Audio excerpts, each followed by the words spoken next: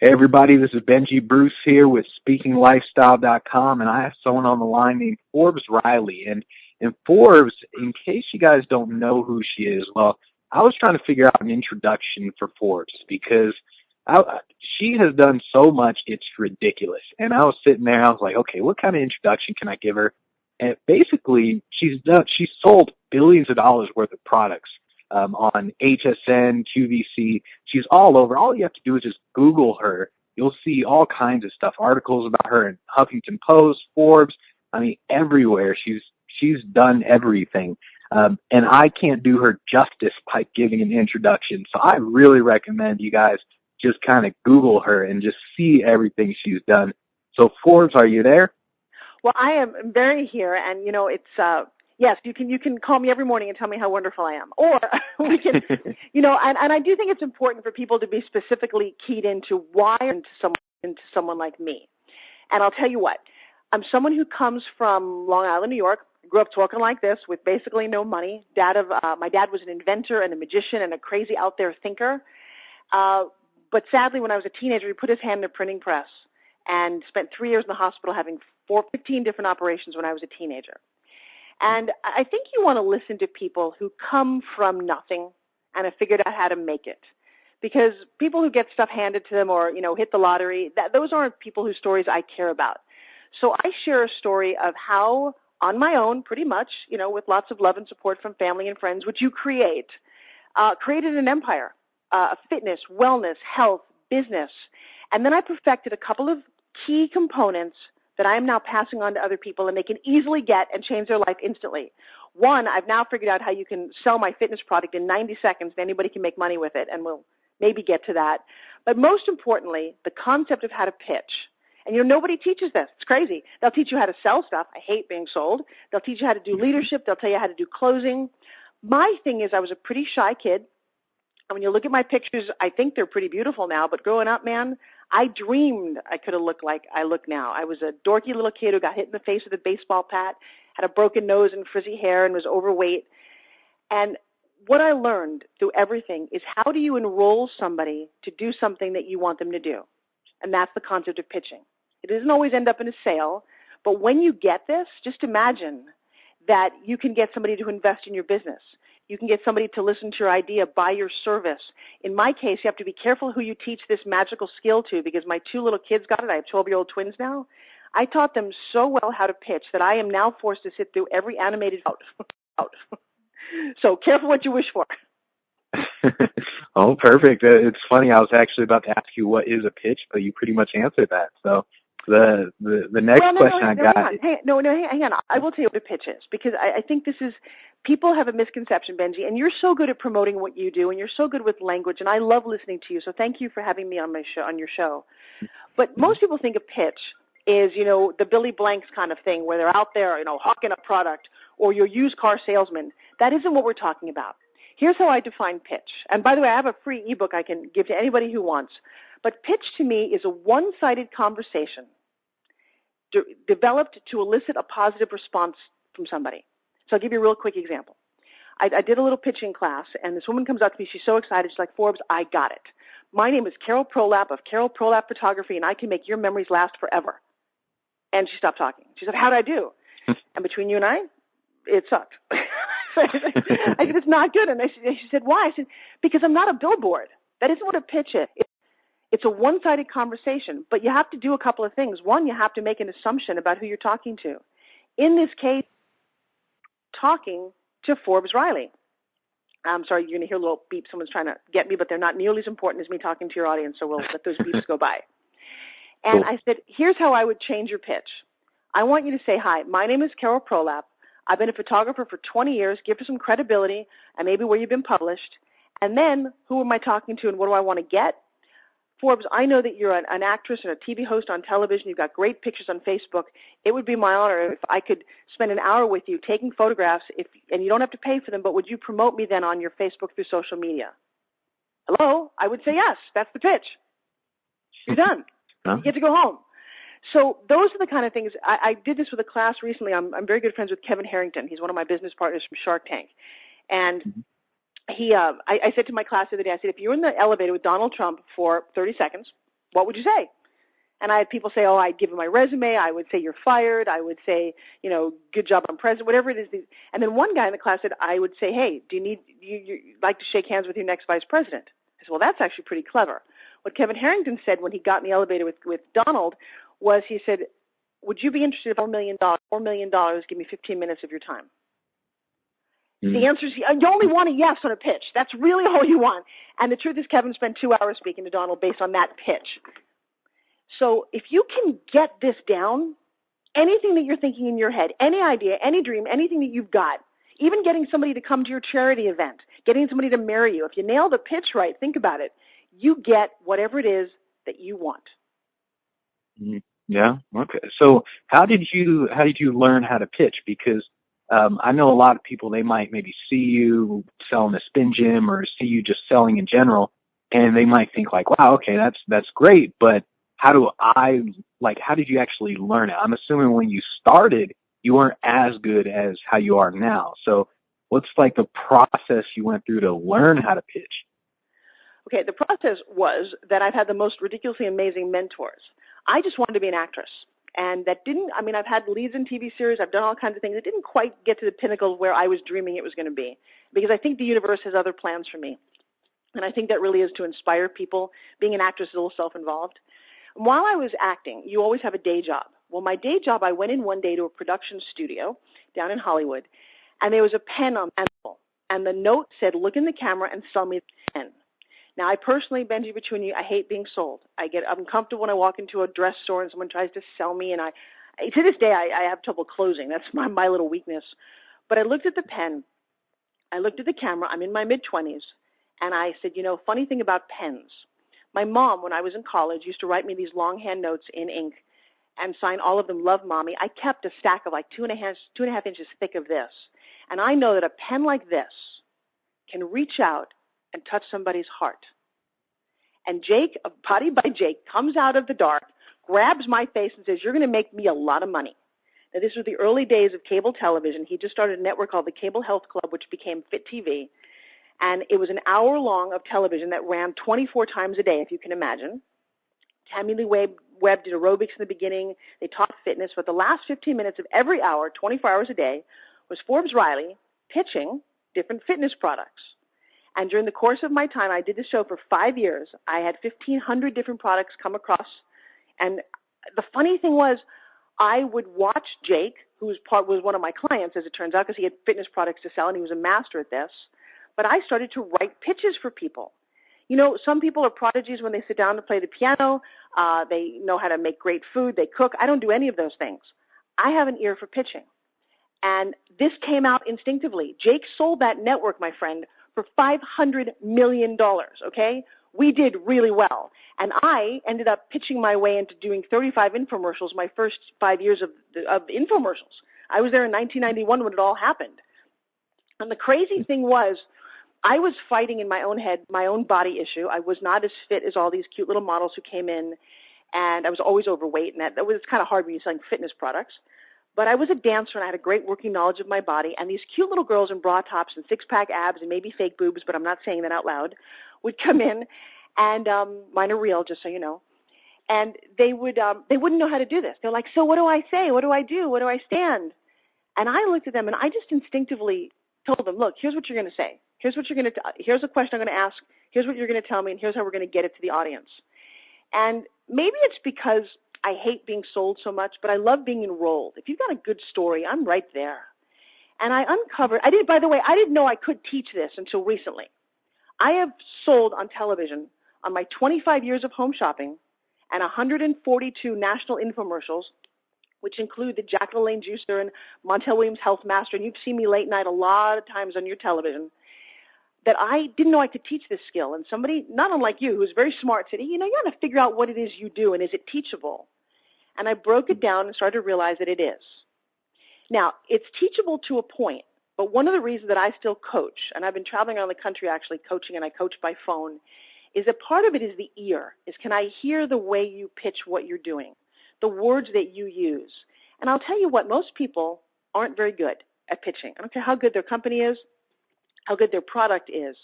The skill of communicating And enrolling people is not an art form that's taught very often. And so I'll always have people stand before me and they'll tell me, oh, the pen is, it's kind of nice to the touch and it's got black ink and it sells for $1.99. I said, that's not the pitch. Those are the features. Those are not the benefits. And like I said, when you get this, when you hear it, when you finally understand it, your world will change. So as far as, so let's say that I want to learn how to pitch. I want to get better at pitching. But when you sit down and you're building a pitch, where do you start? Do you kind of say like, okay, should I write down benefits and features? Should I write down the story? Like, where do you start? Okay, so that's a great conversation. So first thing you do is you've got a product or service. You need to know all about it. So I would do the business plan exercise. I would figure out what your product is. What are the features and benefits? Who is your audience? Who's your demographic? Why are you selling it? What is your story? All those things that you must do just to sell a product anywhere. Most people don't take into consideration their competition. People come to me all the time to pitch me fitness products. And number one, I don't need you to sit across from me and tell me that, oh, Forbes, the fitness industry is a $4.2 billion industry. I know that. So one of the things when you get to the pitching stage, and I'll give you the top 3 nuggets I can think of. One is to make an assumption. Now, Felix Unger of The Odd Couple said, when you make an assumption, you make an ass of you and me. I don't think so. I think you need to assume things. So when I'm selling on television, I know my demographic. I'm looking at a camera. There's nobody really there, but I'm assuming that there is one person sitting in their living room watching me right now. I assume that person would like to be healthier and fitter, have tighter skin, have a better body, have a great relationship. And I assume that if I talk to them like a human being and not like a machine, that they're liable to listen to me. I'm assuming that they hope to get inspired. When I'm sitting next to somebody in an airplane, I assume a couple of things. I assume, number one, if they're in first class, they also would like to be in first class. They maybe have money, maybe they don't, but it's an assumption. I have an assumption that they're in some sort of business or they're related to somebody in some sort of business. I'll look at their clothing. I make assumptions about that. And so one of the things is you need to know who you're pitching. Now you say, well, but Forbes, I don't know who they are. Well, yes, you do. We're all kind of humans. If a person is wearing a business suit in the middle of the day, you might make an assumption they're a salesman, a businessman. You kind of look at them and go, wait, they don't make movies usually, because those kind of guys wear ball caps and different kind of shirts. And the more information you get, the more assumptions you can make about how you pitch, who you pitch, and when you pitch.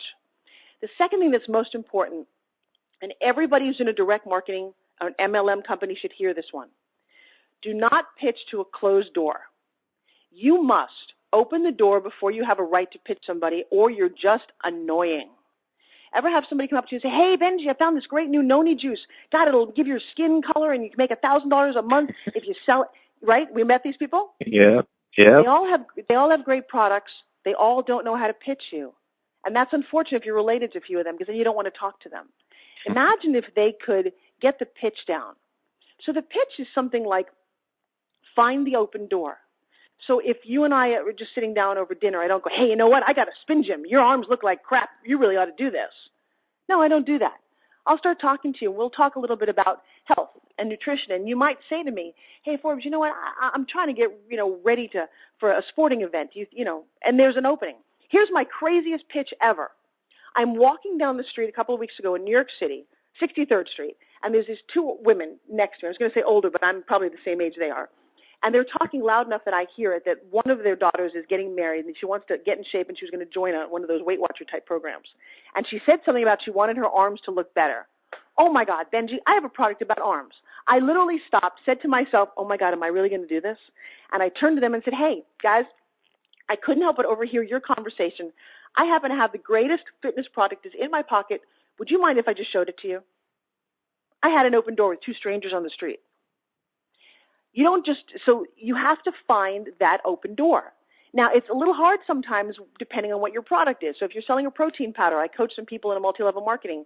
You just don't start saying, hey, what's the best protein powder?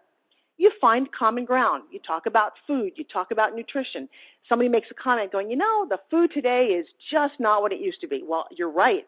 And I'll tell you what, I take a supplement every day, or I do. See how you're opening the door?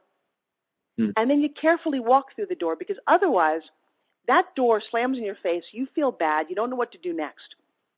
So that developing rapport And I don't like the word rapport because I don't really know what that means. I know when the door is open. I know when somebody's eager and willing to hear what I have to talk about.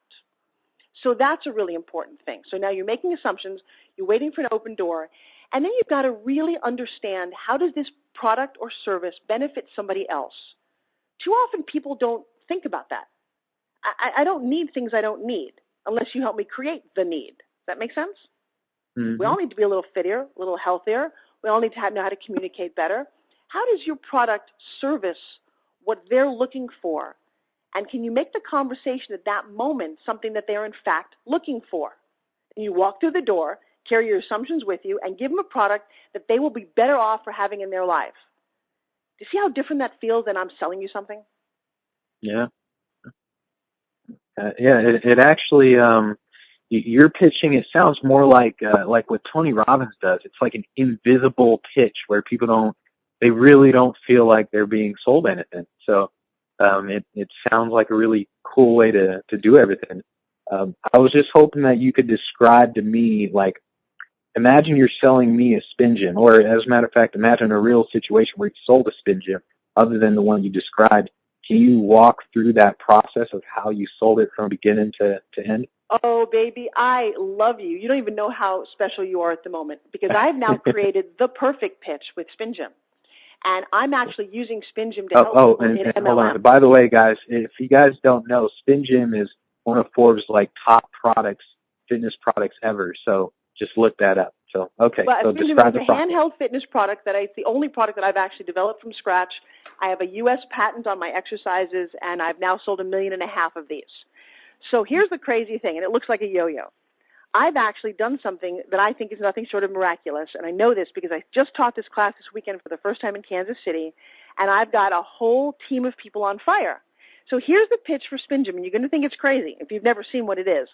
All you do, say you're standing online at a grocery store or Starbucks or in an airport, and you take this little product out and you start playing with it because you can carry it with you wherever.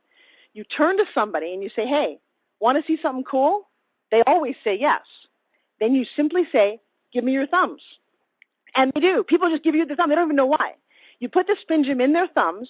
You count from 10 to 1 in 3 different positions, their arms straight, their arms bent.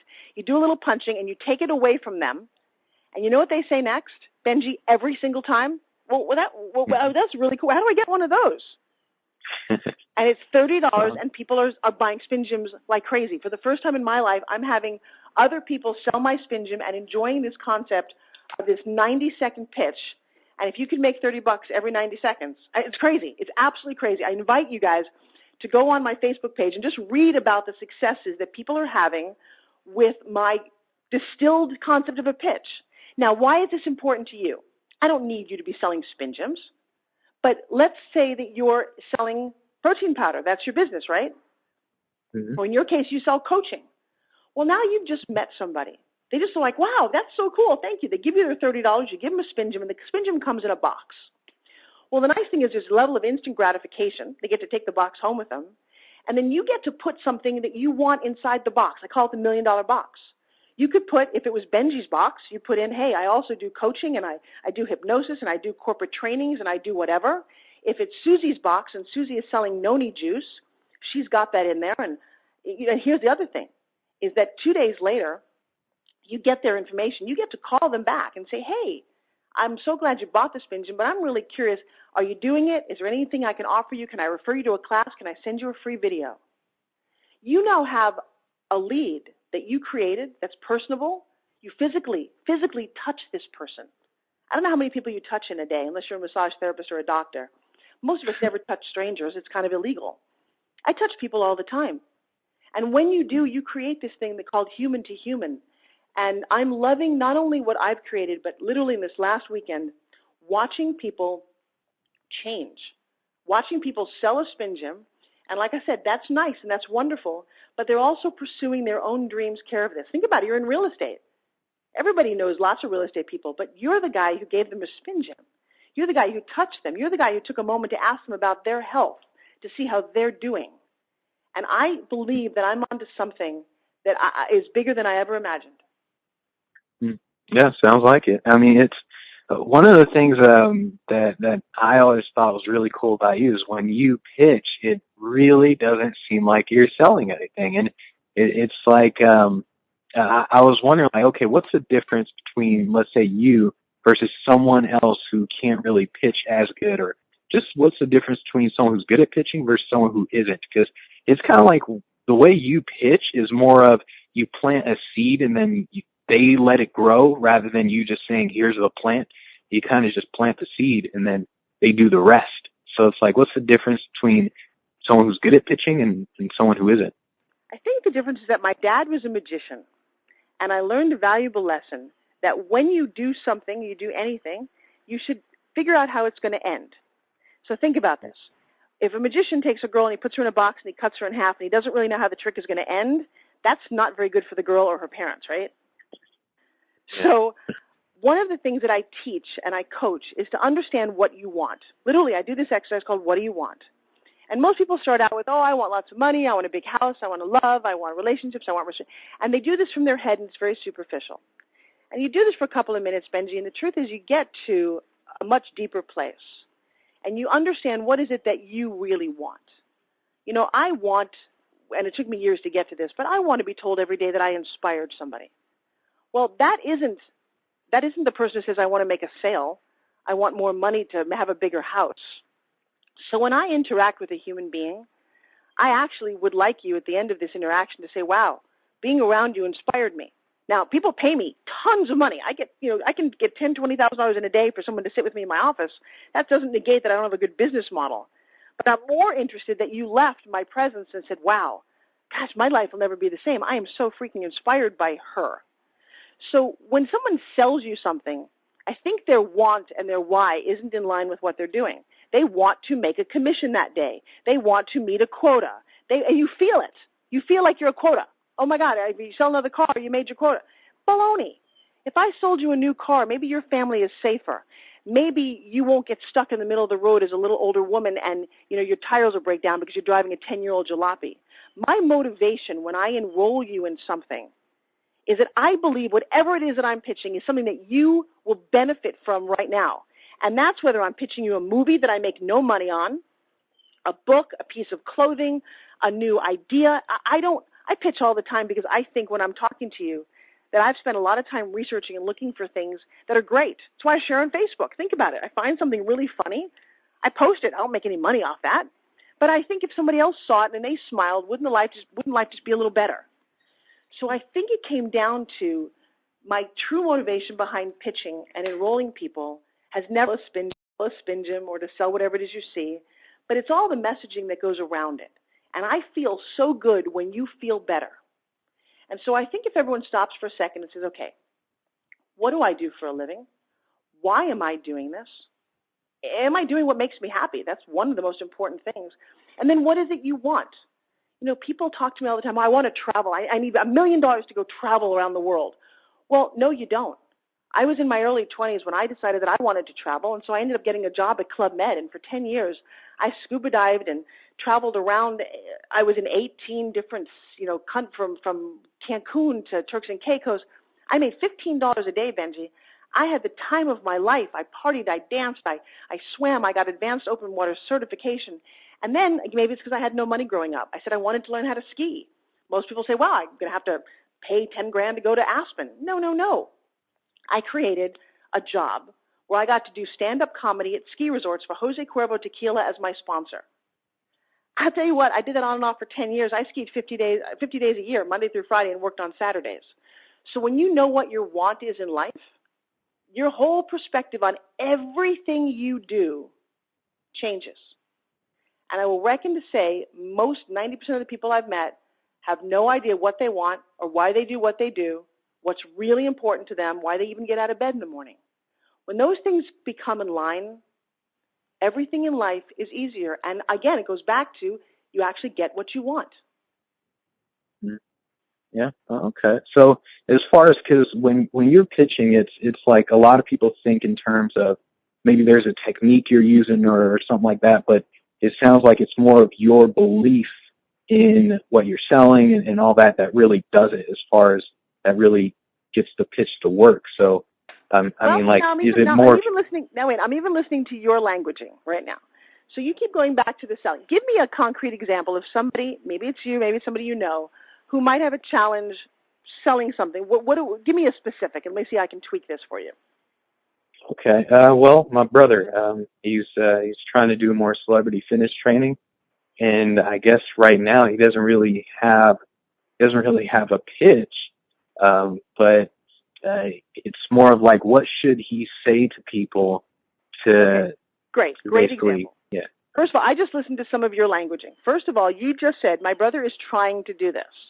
That leads me to believe that he's actually not doing a very good job. Isn't that crazy? Yeah. Because if you had said, my brother has, here's a different way. I will guarantee that your brother has not created the program correctly to attract the kind of people that he wants, or he would be doing it. So he wants to enroll celebrities.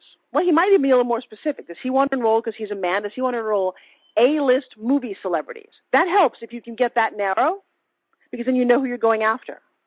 Then has he created a program, whether it's online or on paper, that allows him to scale it and grow it, and has he tested it? So you don't have to pitch this stuff. You have to create it right. And then, so give me an example of where he's hitting his head that you've seen. Well, it's one is, how does he actually reach the celebrities? But two, if he does talk to them, what exactly should he say? Because he talked his way backstage in the Stevie Wonder's concert, so he has no problem talking to people and that sort of thing. But it's more of, okay, once I'm talking to The Rock, or once I'm talking to Adam Sandler or whoever, what exactly can I say to them that will make them say, yes, let me pay you $10,000 to be my trainer or something? Well, the first thing I would go back to is what he's doing worth $10,000. Does he have testimonials from people? You see, you can't sell air. So if I want to train The Rock, right, I would have 30 people in my portfolio online that I have taken from weaklings to bodybuilders. I would have worked with professional professional IMBFF, whatever they are, bodybuilders. I would have 4 first-place winners in my portfolio, because then you don't need to pitch anything. You say, hey, Rock, guess what? You know what? I train the most amazing competitors. Everybody that I train, look at these 5 people. They all went in this last competition at the Arnold. They are the bodybuilder winners. I am sponsored by a major vitamin company and supplement company, because the work that I do is so profound that it would be beneficial to you to jump on board. Mm. You've got that. There is no pitch. You are the guy. Yeah. So that's funny you say that. That's kind of how I sell myself, to where I kind of put everything online, and by the time they contact me, they should already be sold. Well, that's just it. For a lot of this stuff, you got to look at. So Dwayne Johnson, for example, can have the best of the best. Well, then you had better be the best. You can't. I have so many people say, "Oh, I want to train celebrities." Well, what gives you the right to do that? Who are you? Mm-hmm. Have you written a new book? I know this sounds crazy. Do you contribute articles to Men's Health? You got to look again at your competitors. Your competitors are out there doing it. Your competitors are Olympic champions. Your competitors are people who have done this before. So as soon as you create that, there is no pitch left. Mm. So that's the part. Most people want to pitch before they're ready. And then you don't. Then you go, well, but nobody wants me as a celebrity trainer. Well, you're not qualified to do that. Give me another example. Let's see, another example of how to make a better pitch for something. No, but somebody else who you think is struggling with what they've got, and they come down to, well, I'm just not pitching it, or it's not happening for me fast enough.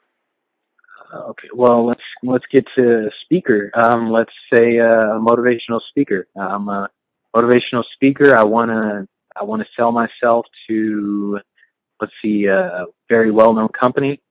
So what exactly should I say? Okay, so first of all, let's just change the languaging up till now.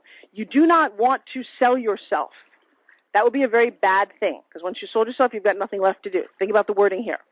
What you actually want to do is you want to take your career, your speaking career, to another level, or to have more bookings per year. Is that more accurate? Yeah. Yeah, so as soon as you say I have to sell myself, then you got a kind of a weird problem with what's going on.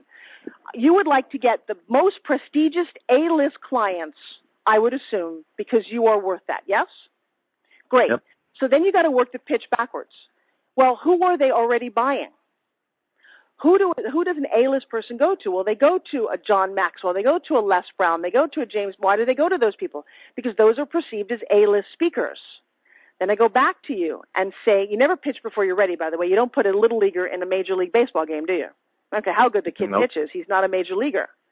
So you need to do the work. And this is why I think most people don't understand. You can't pitch something that you're not. So you want some credibility. Let me see, do you have the most amazing speaker demo tape? I get people all the time saying, I'll eventually do that. Well, you can't be an A-list speaker. Microsoft is not interested in you if you don't have that. Well, Forbes, how do I get that? You know what? Let's start by building the career. So now you have spoken at some of these great places. And you now reach out, and by association, now you're in some books with some of the best speakers that are out there. You know, Jack Canfield will have you be in a book with him if you pay a certain amount of money. So now you imagine, wow, I go to Microsoft and say, hey, look, I'm an author with Jack Canfield, the guy who sold 600 million books. I have spoken at these colleges. I have this credibility. People are saying this about me, and now look at my videotape. Do you need to sell you? No, you don't. They are looking, everybody is looking for you if you're the right person. Every movie is looking for the right A-list actress. They're not looking for an actress who just graduated high school. People are like, I can't get an acting job. Well, they're not looking for you. They're looking for somebody who brings something to the table. So if you are that wonderful a speaker, is your packaging that wonderful? Is your demo tape that wonderful? Because if it is, man, the pitch is easy. You want a great speaker? Here I am. You want somebody to entertain? Here I am. You want somebody that's going to get rave reviews? Here I am. That's the pitch. Okay, yeah, I'm so glad you said that, because I constantly tell speakers about their marketing materials, and it's like they don't do it. But I did want to ask you one other question, and I'm a firm believer learn a lot from someone's mistakes. So what are like some of the big mistakes that you've made when you were just pitching in general? Like stuff you screwed up on where someone should really avoid, things like that? Well, see, it comes down to, if you're listening to my tone, you'll understand that pitching isn't something that exists in a vacuum. You don't just pitch. So one of the biggest problems, one of the biggest mistakes I've made is pitching too soon, is wanting it before I really deserve to be given it. Now, I do have a caveat to that, and the caveat on the street is fake it till you make it. The caveat when I speak professionally is build the illusion to achieve the dream. You can, in fact, create things that don't actually exist. Most people don't do that. This is knowing what you want. Because when you build the illusion, how do you become something if you're not? Well, as soon as you open your door and make your own little LLC, you are in fact a CEO, even if you have zero money in the bank and you've never even ever sold a thing. You're now the CEO of a company. And so you put it out there that you're the CEO of a company. People talk to you differently. It takes a lot of chutzpah to say I'm a CEO. It takes a lot of gumption to say I'm an expert in something. Well, when you get to that point and you start talking about it and creating that, that's really powerful. So don't wait for someone to give you things. You have to create your world. You need to create, and again, this is creating your pitch. Your pitch is who you are. When you talked about me in the beginning, you said, go online. Forbes Riley's got all of these videos and books and articles and interviews. Well, who do you think created that? I did. People don't give you things, and that's the huge mistake that you don't know. Here's something else, credibility. Remember when I talked about Carol Prolap? She was an award-winning photographer. Well, here's a great thing about your pitch. How do you win awards? Newsflash. You have to actually make it happen. Do you know that for the Hollywood Walk of Fame, they don't just give you the star, no matter how famous you are, you have to pay for it? Yes. I'm an infomercial host, and there's an infomercial huge ceremony every year where they give out the award for best presenter, best infomercial. And for the first 15 years of my career, I never won one of those. And I kept thinking, God, I'm so good. I, do all this work. Why aren't I not even nominated? Well, one year, I joined the organization. First of all, that was the first thing. You need to join organizations. You need to be part of the community that you say you're part of, because there's all this insider. If you're a speaker, be part of NSA and Toastmasters and practice and do all that. Don't pretend you can't do that. So I joined, and in my package it said to nominate someone for one of these awards, it's $500. And I thought, well, that's maybe why no one ever nominates. It costs money to nominate somebody. There was no value for somebody to nominate. So I nominated myself that year for a show I did, and bam, won. Benji, I gave one of my first speeches at that award in front of everybody because I won my first major Best Female Presenter. I've since won that award 9 times. I'm the highest decorated female infomercial host in the world ever. But don't laugh. Either I nominate me or I call my company and remind them to nominate me every year for work I'm doing. Well, now I've got crazy credibility. So now when you talk about me and go, hey, she's a major award-winning infomercial host. Well, that wasn't given to me. 1, I did the work, but 2, I didn't know you had to do the nominations. So get smart about the world that you're living in. I think it took me a long time. I don't really have someone that I listen to and follow who's a very successful female. When I looked at motivational speakers in Wikipedia, I was really disappointed. There's like 8 men's names and not a single woman. Mm-hmm. So me personally, am I helping to forge something that doesn't really exist? It's okay to be a groundbreaker, but one of the things that I'm learning along the way, you have to ask for help. I told you how I grew up kind of ugly and awkward, and it wasn't until my nose got fixed when I was 15 and I lost a little bit of weight, and I kind of became who I dreamed I could be. But I was so shy back then, I was afraid to ask for help. Now, I don't know if you remember, but you and I reached out to each other on Facebook. I love hypnosis. Mm-hmm. I'm still at the beginning of my own speaking world, and we connected. And we talked to each other, and I think I asked you some questions about how do you do some of the things that you do. Well, in the old days, I was so afraid to do that and so shy. That was a waste of time. That was the biggest waste of time. Finding a mentor, finding somebody that's done what you've done, and asking the questions. The truth is, and I didn't know this, successful people are willing to give back because that's how and why they are successful. Isn't that crazy? Yeah. When you know that and you believe that in your heart, and not everybody, we're not all the same, but most successful people will give you some time, some direction, a little bit of, I had a thing where I started challenging my students, and I said, here's what I want you to do. I want you to think of the 3 top outrageous mentors that you could get, and I want you to reach out to them by email or call and say, I'm taking a class with Forbes Riley, and she said that I have to find a mentor. The definition of a mentor is that somebody who gives me a 15-minute phone call 3 times, and I promise to hang up after 15 minutes, but would you let me ask you a few questions? You know who our mentors became? Dustin Hoffman, Steven Spielberg, Henry Winkler, Ariana Huffington. We got mentors that you go, wait a second, these people mentored your students? Yes, wow. Because they asked. Mm-hmm. Oh, that's pretty cool. Oh. Yeah, it's funny you say that because I was literally, yesterday, telling my mom and my brother they should just ask more because it's like I'm not afraid to ask anybody. Then I'll just ask anyone. But it's like that whole asking thing is, man, that's so crucial. Well, I just want to thank you for being on here. Is there anything else you'd like to say? Maybe I didn't ask a question that you're thinking of, or anything else you can think about? Well, I will tie that down because the reason I think we don't ask is because we're afraid of getting a no. Now, for me, and I'm going to leave this with anyone who's listening to this, I would advise that you go get a pen and a piece of paper because I'm going to give you what I think changed my life, and it's really simple, but you got to write it down. First of all, I'm a huge fan of writing things down. As a hypnotist, one of the things that I had learned when I was studying for a play, and I didn't think I could study it all, I went to a hypnosis session, and he said, you need to, in script, write each sentence down and then kind of hook it to the net. You write it 2 times on paper and 1 time in the air, and it will stick in your short-term memory. So I'm a fan of writing things down. So if you're the greatest salesman in the world, they used to say it took 99 no's to get a yes. Well, I'm basically shy. And by the way, Benji, I don't enjoy asking. I get a little uncomfortable. So I venture to say to anyone who's listening, if you're kind of like me, you can still be successful in spite of your own personal phobias. So I would, after the first 2 or 3 no's, I'd walk away. And I walked away from a lot in my life because somebody just said no, and I took it personally, and I would mull over it, and I would think about it in my head, and it was horrible. Then one day, my 5-year-old son, he's now 12, changed my life. I'm going to let him change yours too. Here's what he did. He walked in and he said, Mom, can I have a piece of candy? I said, no, it's almost dinner time. Go away.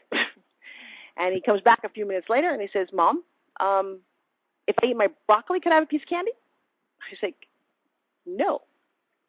A couple minutes later, there's this kid standing there again with big blue eyes and kind of that puppy dog look on his face. He's like, Mom, I'm 5 years old, and I really want something sweet. Can I please have a piece of candy?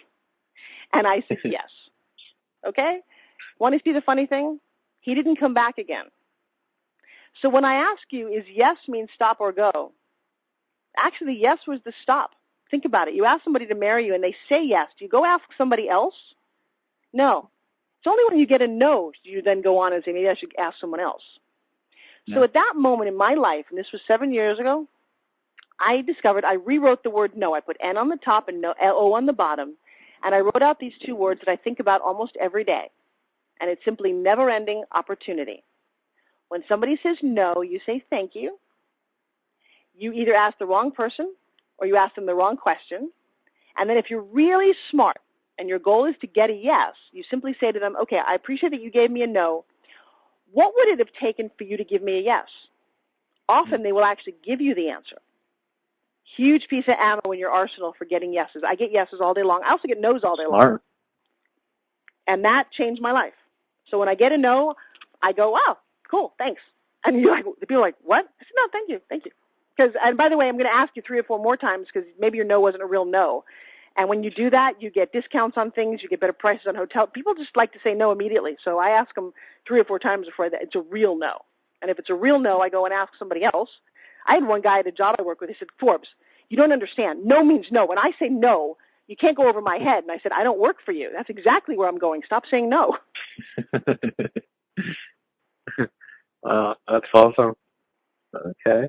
Yeah, well, can you, what are the websites people can go to check you out? There's Forbes Riley, but I know you have like other websites. All right, so a couple of things. One, I have a national talk show. If you're an entrepreneur or you want to get your product on television, one of the things you might want to take a look at is, see, you got that pen, this is why it's so handy, is to write down Forbes Living TV. It's a real fun show. We shoot it in St. Petersburg. It airs on We Entertainment, and I'm very proud of the work that my team has done there. I am launching a new blogazine, which is not out just yet. So you can always write down Forbes Factor. When that hits, watch out. Ariel Huffington, move over. But right now, visit me at ForbesRiley.com. It's my personal site. And then if you want what I believe, and so many other people do, the greatest fitness product in the world. If you're in a wheelchair, you're stuck in an office, you're an airline pilot, you're in the gym, you're a competitor, it doesn't matter. One size truly fits all. Go to spingym.com. It's very affordable, and I got to tell you, it will change your life. It fits in your pocket. You take it everywhere, and if you want sexy arms and a tight tummy, you want to talk to me. Nice. All right. Well, thank you. I appreciate you being on here for the interview. You're one of a kind.